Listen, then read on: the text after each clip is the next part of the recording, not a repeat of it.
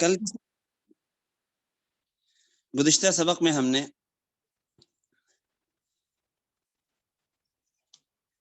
اسلامی نظام عدل کی اسلام میں کیا تاریخ ہے اور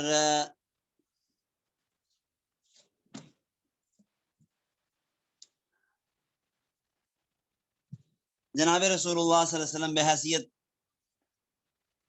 ایک قاضی اور جسٹس کے اور جناب رسول اللہ صلی اللہ علیہ وسلم کے بعد آپ کے صحابہ رضوان اللہ تعالی مجمعین کبار صحابہ وہ ایک بہترین قاضی اور جج تھے، اور اسلامی تاریخ میں پھر قضا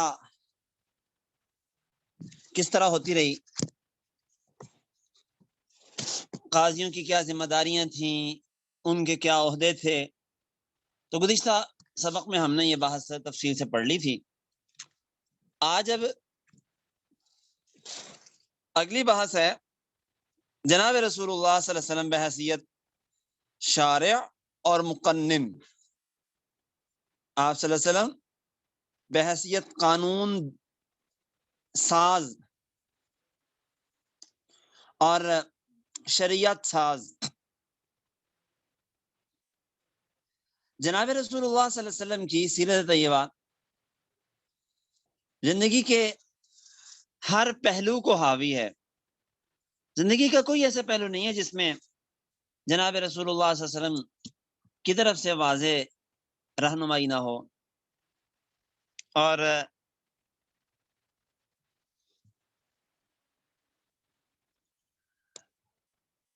جناب رسول اللہ صلی اللہ علیہ وسلم کی مبارک سنت کی روشنی میں علماء امت نے اس پہلو پہ خاص توجہ دی کہ جناب رسول اللہ صلی اللہ علیہ وسلم کی مبارک تعلیمات سے زندگی کے اندر نو پیش آمدہ مسائل کا حل نکالا اور شریعت طیبہ کو کامل، مکمل، جامع شکل اور صورت میں امت کے سامنے پیش کر دیا۔ تو جناب رسول اللہ صلی اللہ علیہ وسلم کی سیرت طیبہ ہر پہلو کو جامع ہے، ہر پہلو کو شامل ہے۔ انہی مختلف پہلوؤں میں ایک پہلو ہے جناب رسول اللہ صلی اللہ علیہ وسلم کی سیرت طیبہ کا کہ آپ کی سیرت میں زندگی کے طور طریقے بیان کیے گئے، اور اجتماعی زندگی کے لیے دستور اور قانون جناب رسول اللہ صلی اللہ علیہ وسلم نے بنا کے امت کو دیا ہے۔ اور اس اعتبار سے جناب رسول اللہ صلی اللہ علیہ وسلم بہترین مقنن ہے، اور رسول خدا صلی اللہ علیہ وسلم بہترین قانون ساز اور قانون دان ہے۔ آگے چلنے سے پہلے اتنی بات تو یہیں پہ سمجھ لیجئے گا کہ نبی پاک صلی اللہ علیہ وسلم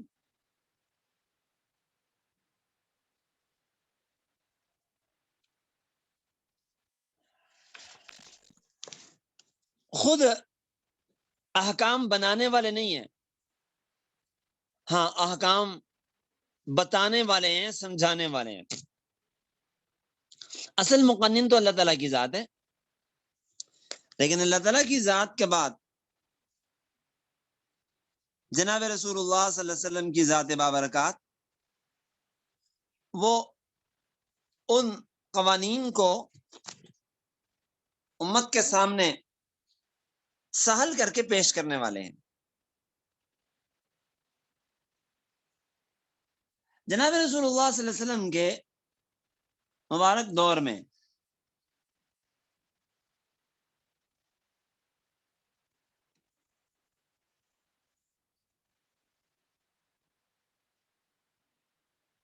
اللہ تعالیٰ کی طرف سے احکامات آتے تھے، قوانین آتے تھے، اور نبی یہ پاک صلی اللہ علیہ وسلم انہیں عملی طور پر نافذ کر دیتے۔ دنیا میں قوانین آج تک جو بنے ہیں وہ اللہ تعالیٰ کے بھیجے ہوئے ہیں یا بندوں کے خود بنائے ہوئے ہیں؟ یعنی جو قانون نافذ ہوئے ہیں دنیا میں، تو یا تو اللہ تعالیٰ کے طرف سے بھیجے ہوئے ہیں اور یا انسانوں کے خود بنائے ہوئے ہیں۔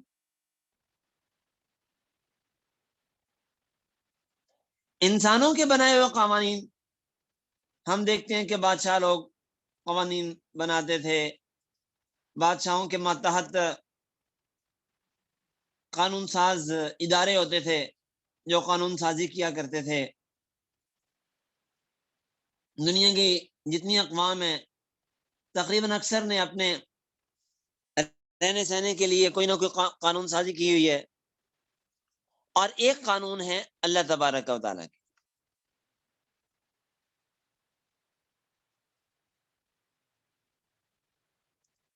انسان کا بنایا ہوا قانون غلط ہو سکتا ہے، اس میں خطا ہو سکتی ہے، اس لیے کہ انسانی عقل ناقص ہے، محدود ہے، کمزور ہے۔ اس لیے اس محدود عقل کے اندر چونکہ ساری دنیا کے اور مستقبل میں آنے والے انسانوں کی ضروریات نہیں آ سکتی ہیں، اس لیے وہ جو قانون بنائے گا وہ قانون بھی محدود ہوگا، ادھورا اور نامکمل ہوگا، غلط بھی ہو سکتا ہے، ایک قوم کی ضروریات اور خواہشات اور تقاضوں کے مطابق ہو اور دوسروں کے خلاف ہو، ایسا ہو سکتا ہے۔ لیکن جو قانون اللہ تعالیٰ کی طرف سے نازل ہوا ہے وہ غلط نہیں ہو سکتا، کیونکہ اللہ کا علم ازلی ابدی ہے، علم اللہ کی صفت ہے، اور خدا اپنی ذات اور صفات کے ساتھ ہمیشہ سے ہے، ہمیشہ رہے گا۔ تو خدا تعالیٰ کی قدرت بھی ہمیشہ سے ہے، ہمیشہ رہے گی، اس لیے خدا تعالیٰ کا بنایا ہوا قانون غلط نہیں ہو سکتا۔ پھر انسانوں کے بنائے ہوئے قوانین تو تبدیل ہوتے ہیں، ہو سکتے ہیں، لیکن خدا کے بنائے ہوئے قانون کو تبدیل کوئی نہیں کر سکتا۔ اللہ تعالیٰ ہی ہے کہ اسے تبدیل کر دے۔ جیسے تورات میں کچھ احکام آئے، قرآن پاک میں انہیں بدل دیا، انجیل میں انہیں بدل دیا، یا اس کے بعد قرآن پاک میں انہیں بدل دیا۔ تو اللہ تبارک و تعالیٰ تو اپنے قوانین میں تبدیلی کر سکتے ہیں، لیکن خدا کے قوانین میں انسان تبدیلی نہیں کر سکتا۔ اب اسلام میں قانون سازی ہوئی ہے تو یہ کیسے ہوئی ہے؟ تو جناب رسول اللہ صلی اللہ علیہ وسلم کی بعثت ہوئی اور قرآن پاک آپ پر نازل ہونا شروع ہوا،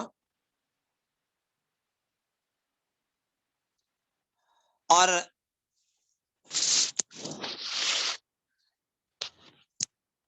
مکی زندگی میں تو قوانین نہیں آئے کو خاص، بس چند ایک عبادات بنیادی اور کچھ اچھی اچھی باتیں، کہہ لیں کہ اخلاقیات سے متعلق کچھ چیزیں اللہ تعالیٰ نے نازل فرمائیں۔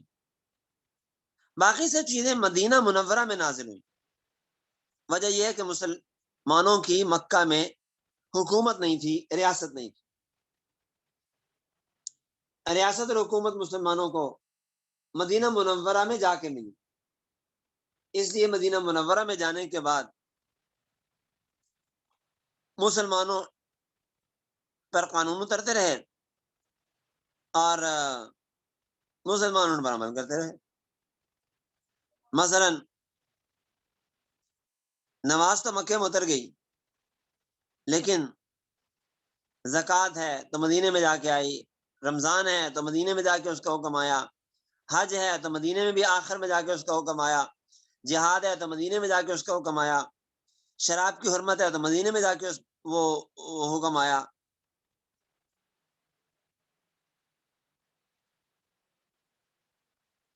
تو یہ احکام مدینہ منورہ میں جانے کے بعد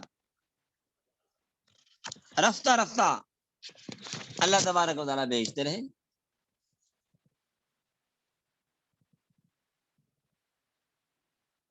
اور یوں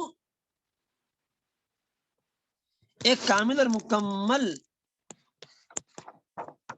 قانون اللہ تبارک و تعالیٰ نے مسلمانوں کو عطا فرما دیا.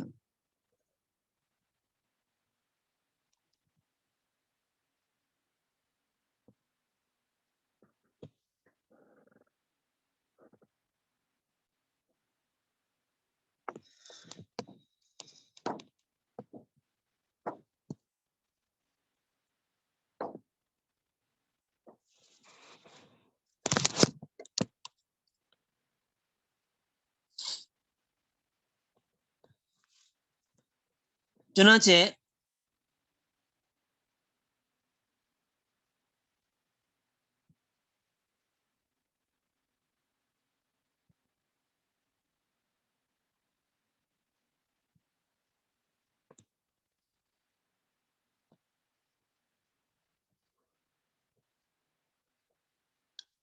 قرآن پاک کے ذریعے اللہ تعالیٰ نے ہمیں قانون عطا فرمایا. قرآن پاک کے بعد دوسرا ماخذ ہے قانون کا حدیث پاک اور سنت رسول. چنانچہ جناب رسول اللہ صلی اللہ علیہ وسلم نے اپنی مبارک احادیث سے بہت سی باتیں بتائیں اور حدیث پاک بھی وحی الہی ہے. وما ينطق عن الهوى ان هو الا وحی یوحى. اور جناب رسول اللہ صلی اللہ علیہ وسلم بہت سی چیزوں کے بارے میں حلت اور حرمت بتاتے ہیں جن کے بارے میں قرآن میں حلت حرمت کا تذکرہ نہیں. چنانچہ نبی پاک صلی اللہ علیہ وسلم نے فرمایا کہ گدھا حرام ہے، میں اسے حرام بتا رہا ہوں.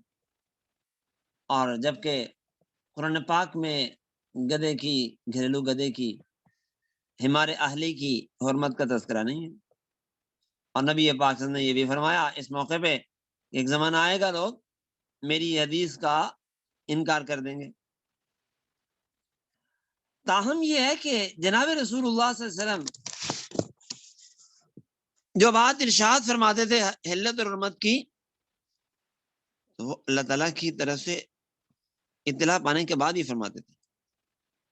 ورنہ نبی پاک صلی اللہ علیہ وسلم کو بتاتے خود حلال کو حرام یا حرام کو حلال کرنے کا اختیار اللہ نے نہیں دیا تھا. قرآن پاک سورہ تحریم میں اللہ نے فرمایا یا ایھا النبی لما تحرم ما احل اللہ لک. جو چیز اللہ نے آپ کے لیے حلال کی ہے آپ اس کو حرام نہیں کر سکتے.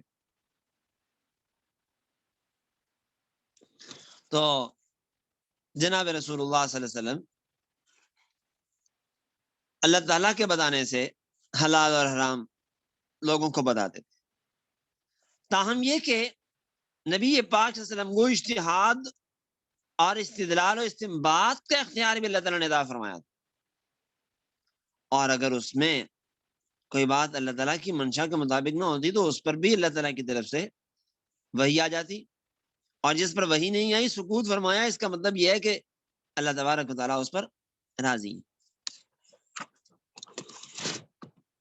نبی پاک صلی اللہ علیہ وسلم نے بدر کے قیدیوں کے بارے میں جو معاملہ کیا تھا وہ صحابہ کے مشورے سے کیا تھا، لیکن اللہ تبارک و تعالیٰ کی رائے، نبی پاک صلی اللہ علیہ وسلم، اللہ تعالیٰ کا حکم نبی پاک صلی اللہ علیہ وسلم کے اس اجتہاد اور اس مشورے کے بعد باہمی رضا مندی سے جو طے ہونے والی بات تھی اس کے منافی تھا.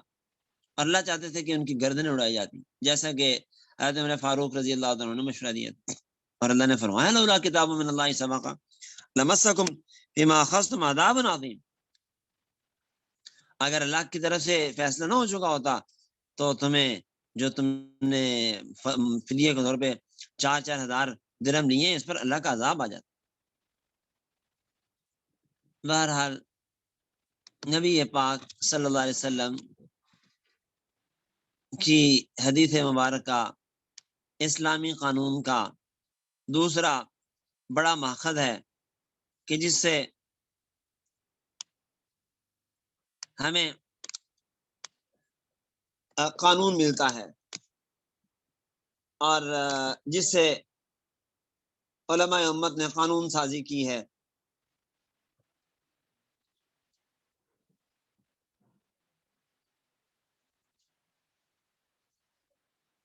اور اللہ تبارک و تعالیٰ نے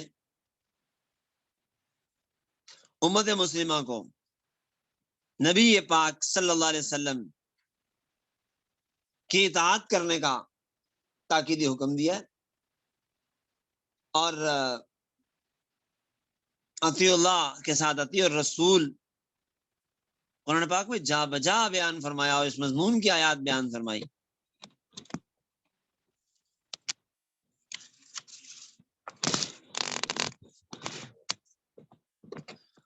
تو جناب رسول اللہ صلی اللہ علیہ وسلم بہترین مقنن ہے، قانون امت کو دینے والے ہیں.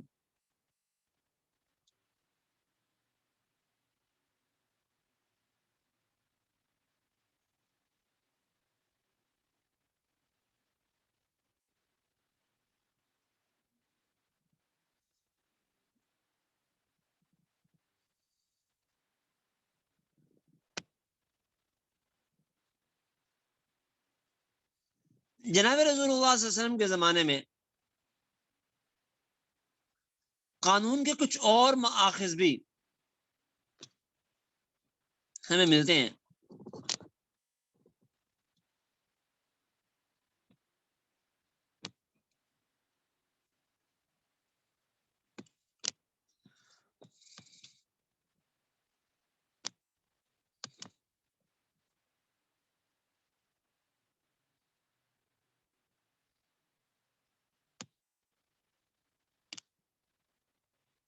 مثلا یہ کہ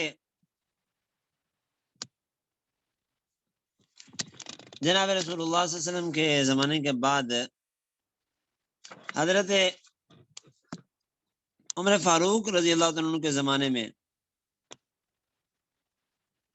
ابھی نبی پاک صلی اللہ علیہ وسلم کی رحلت کو کوئی مشکل سے 3-4 سال ہوئے ہوں گے، یہ واقعہ پیش آیا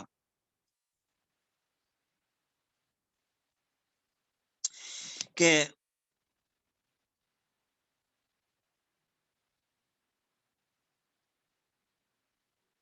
ملک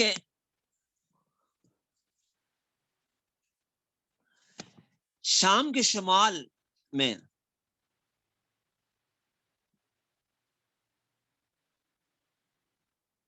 وہاں کے مسلمانوں نے حضرت عمر فاروق رضی اللہ عنہ کو لکھ کے بھیجا کہ سرحد پار کے لوگ ہمارے آتے ہیں تجارت کے لیے، تو کیا ہم ان سے چنگی لے سکتے ہیں، اور اگر لے سکتے ہیں تو کتنی اور کس طرح.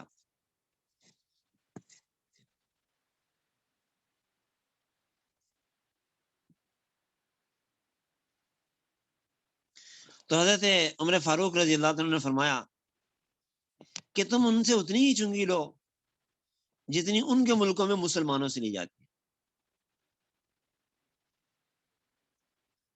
یعنی مسلمان وہاں جاتے ہیں تو ان سے اگر ٹیکس لیا جاتا ہے، چنگی لی جاتی ہے، تو اتنی تم بھی لے لو.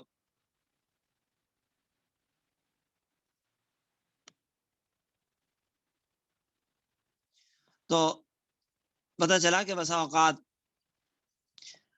اس زمانے کی کوئی ایسی چیز جو مسلمانوں کے ہاں تو کوئی مرتب اور مدون نہیں تھی، لیکن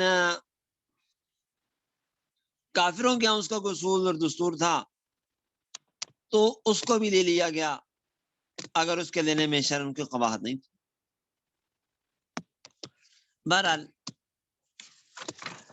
سنت رسول اللہ صلی اللہ علیہ وسلم کے بعد اگلی چیز آتی ہے اجتہاد، اور وہی جو حضرت سیدنا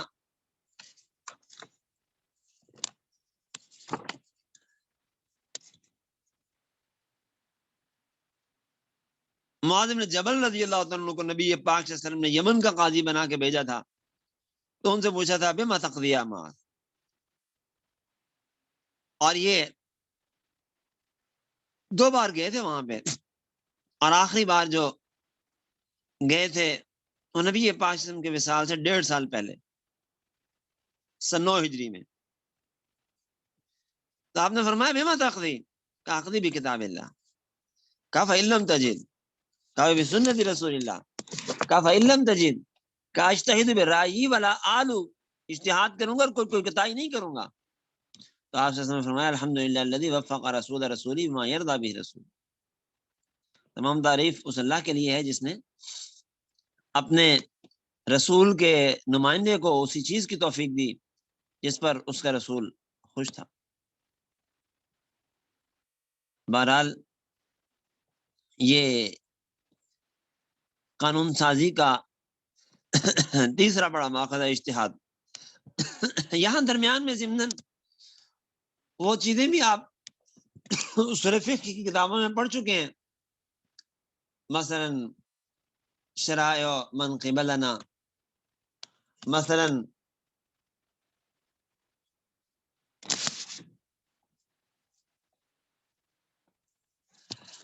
قول صحابی،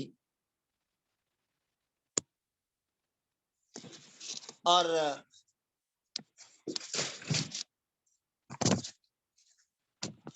اسی طرح ان کے بعد پھر قیاس کے اندر استصحاب حال وغیرہ،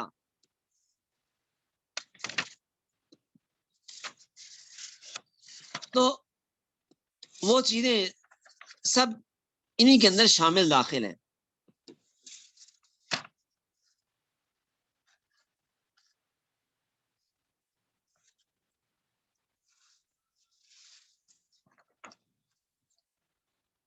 بہرحال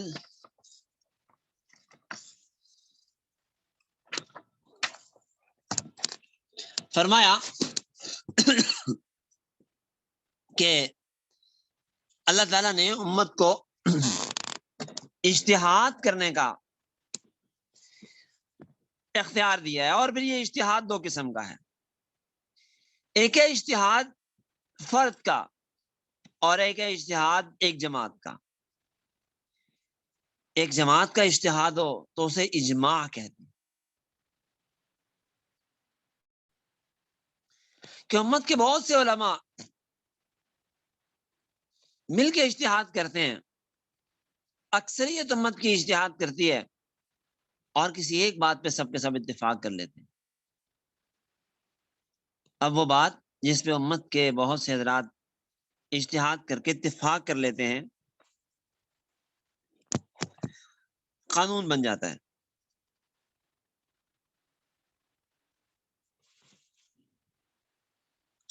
چنانچہ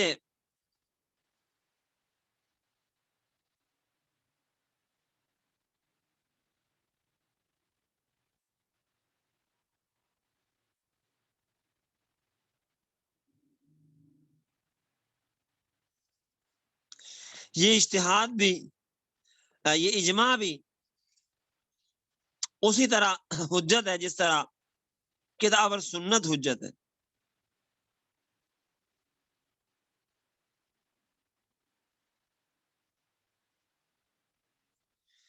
لیکن اگر اجماع کسی مسئلے پہ کسی زمانے میں ہوا ہو، اور بعد کے زمانے میں زمانے کے حالات اور تقاضوں کی وجہ سے، ضرورت زمانہ کی وجہ سے اس اجماع کے نسخ پر اجماع ہو جائے، تو اجماعی حکم ختم بھی ہو جاتا ہے. اس لیے کہ اجماع بہرحال انسانوں کا اجماع ہے، خدا تعالیٰ کا فیصلہ تو نہیں ہے.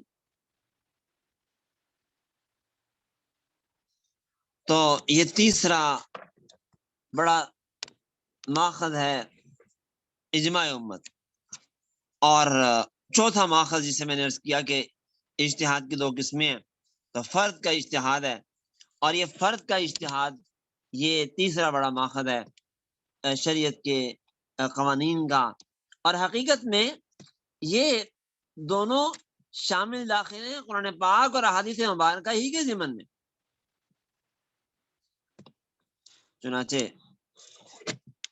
جناب رسول اللہ صلی اللہ علیہ وسلم نے اپنے زمانے میں صحابہ کو اجتہاد کی اجازت دی اور اس کو برقرار بھی رکھا اپنی تقریر سے۔ جس وقت صحابہ کو حکم دیا نبی پاک صلی اللہ علیہ وسلم نے بنو قریظہ کی طرف جانے کا، تو آقا علیہ السلام نے فرمایا لا یصلی احدکم الا فی بنی قریظہ، اور جب صحابہ نے دیکھا کہ عصر قضا ہو رہی ہے تو بعضوں نے کہا کہ نبی پاک کا مقصد اس ارشاد سے تاکید تھی وہاں پہنچنے میں جلدی کرنے کی، اور اب تو ہم لیٹ ہو گئے، لہذا اب ہمیں عصر کی نماز یہیں پڑھ لینی چاہیے۔ انہوں نے بھی عصر راستے میں پڑھ لی، اور کچھ صحابہ نے عصر کی نماز قضا کر کے بنو قریظہ میں پہنچ کر مغرب کے ساتھ پڑھی۔ جناب رسول اللہ صلی اللہ علیہ وسلم نے دونوں کو اپنے حال پہ برقرار رکھا، کسی پہ نکیر نہیں فرمائی۔ تو اسی سے آگے امت میں بھی دو طبقے پیدا ہوئے، بعض وہ جو نبی پاک کے الفاظ پہ عمل کرنے والے تھے جیسے کہ امام احمد بن حنبل، اور اسی طرح اصحاب ظواہر وغیرہ، اور ایک طبقہ پیدا ہوا جو نبی پاک صلی اللہ علیہ وسلم کی اس مبارک ارشاد سے اس کا مقصد نکال کے، اس کی فقہ نکال کے اس پر عمل کرنے والا۔ تو وہ لوگ امام ابو حنیفہ رحمہ اللہ تعالیٰ اور شافعی رحمہ اللہ تعالیٰ اور کسی قدر امام مالک رحمہ اللہ تعالیٰ جو فقہ الحدیث پر عمل کرنے والے۔ تمہارے لیے یہ سب چیزیں بھی لوٹتی ہیں جناب رسول اللہ صلی اللہ علیہ وسلم ہی کی قانون سازی کی طرف، اس لیے کہ سب قانون نکلے ہیں قرآن پاک سے اور احادیث مبارکہ سے۔ یعنی اجتہاد بھی کتاب و سنت پہ ہوتا ہے اور اجماع بھی انہی اصولوں پر ہوتا ہے، ان سے ہٹ کر نہیں ہوتا۔ بہرحال نبی پاک صلی اللہ علیہ وسلم مقنن تھے، قانون ساز تھے۔ تو آج اسی پہ اکتفا کرتے ہیں انشاءاللہ، اور آگے انشاءاللہ پھر پڑھیں گے نبی پاک صلی اللہ علیہ وسلم بحیثیت قانون دان ہونے کے اور اسلامی قوانین سے متعلقہ کچھ اہم اور ضروری باتیں پھر اللہ نے چاہا تو کل کے سبق میں ہم پڑھیں گے۔ آج اسی پہ اکتفا کرتے ہیں۔